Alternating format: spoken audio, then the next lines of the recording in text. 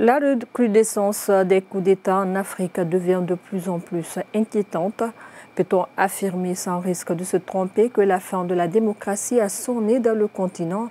C'est l'intitulé de notre billet du jour signé par notre chroniqueur Mohamed Alpha.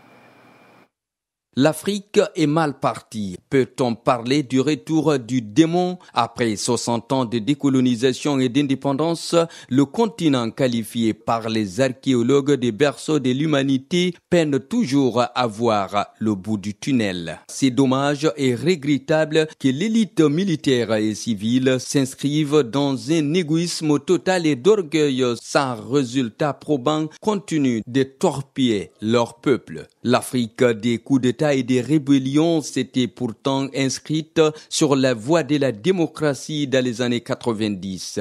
Mais hélas, enfin le retour du démon et l'Afrique continue toujours à tourner en rond. Le continent peine encore à se relever pour prendre le chemin des grandes nations qui s'illustrent dans le développement économique et l'émergence de leurs États. Malgré ses richesses minières, minéralières et agricoles, l'Afrique traîne toujours les pas par manque de ressources humaines responsables et patriotes.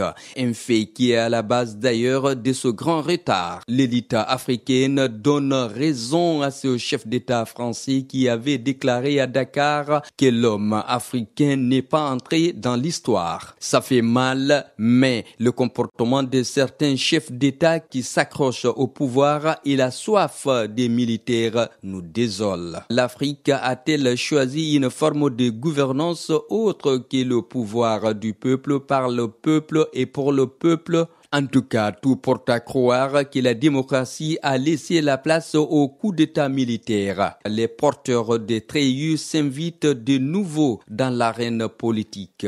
À qui la faute? Les civils ont-ils montré leurs limites dans la gestion politique ou la boulimie du pouvoir des militaires? Difficile à expliquer. Dans l'un ou l'autre cas, le véritable perdant demeure le peuple africain. Ce énième coup de force opéré au Gabon prouve à suffisance que l'Afrique reste confrontée à un problème majeur de gouvernance. Depuis 2021, le continent a enregistré plus de 7 coups d'État militaires, 2 au Mali et au Burkina, 1 en Guinée, au Tchad, au Niger et le dernier cas en date est celui du Gabon. Ce coup de force au Gabon vient mettre fin à plus d'un demi-siècle de dynastie sans partage. Faut-il se réjouir ou condamner? Cette junte est-elle du côté du peuple? Difficile à répondre, mais l'on peut se poser des questions encore. Où était cette armée lors de la modification constitutionnelle qui a sécurisé ce processus électoral? Il y a un adage qui dit les coups d'État se terminent toujours par des tas de coups. C'était notre billet du jour signé par notre chroniqueur Mohamed Alpha. On parle